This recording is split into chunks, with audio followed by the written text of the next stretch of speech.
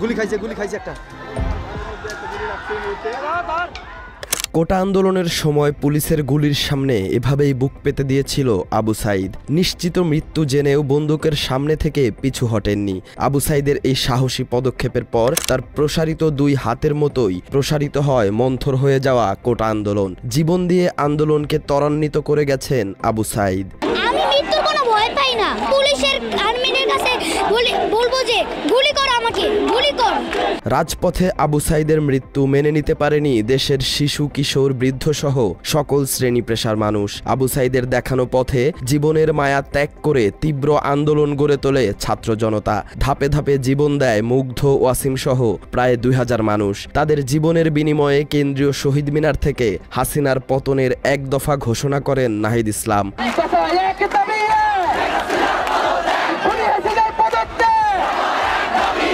এরই জেরে 5 আগস্ট দেশ থেকে পালিয়ে ভারতে আশ্রয় নেন সাবেক প্রধানমন্ত্রী শেখ হাসিনা। আনন্দ উল্লাসে মেতে ওঠে দেশের মানুষ। এরপর থেকেই বিভিন্ন দাবি দেওয়া আদায়ে একটি স্লোগান জনপ্রিয় হয়ে ওঠে, আবু সাঈদ মুগ্ধ, শেষ হয়নি যুদ্ধ। আবু সাঈদ মুগ্ধ, আবু সাঈদ মুগ্ধ।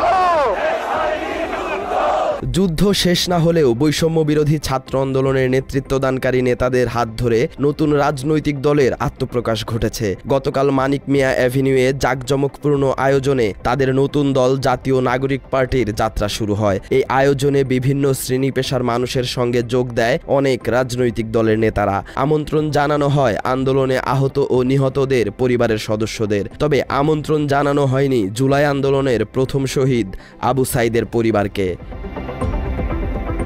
আবু সাঈদের পরিবারকে আমন্ত্রণ না জানানোয় দুঃখ প্রকাশ করেছেন তার ভাই আবু হোসেন। তিনি ফেসবুকে পোস্ট দিয়ে জানিয়েছেন, মনে অনেক দুঃখ ব্যথা নিয়ে পোস্ট করতে বাধ্য হলাম।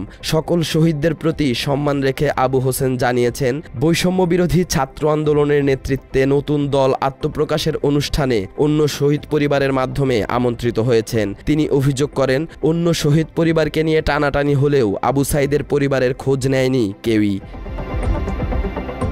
আবু সাঈদের ভাই বলেন, অনেক রাজনৈতিক দলের ব্যক্তিবর্গ ও সাধারণ মানুষ তার পরিবারের খোঁজ নিয়েছেন, তবে বৈষম্য বিরোধী ছাত্র আন্দোলনের কয়জন সমন্বয়ক আবু সাঈদের পরিবারের খবর নিয়েছেন এমন প্রশ্ন করেন আবু হোসেন। তিনি আশঙ্কা প্রকাশ করে জানিয়েছেন, এখনই এই অবস্থা, ভবিষ্যতের কথা বাদ দিলাম। সবশেষ ছাত্রদের নতুন রাজনৈতিক দলের সফলতাও কামনা করেছেন আবু সাঈদের ভাই।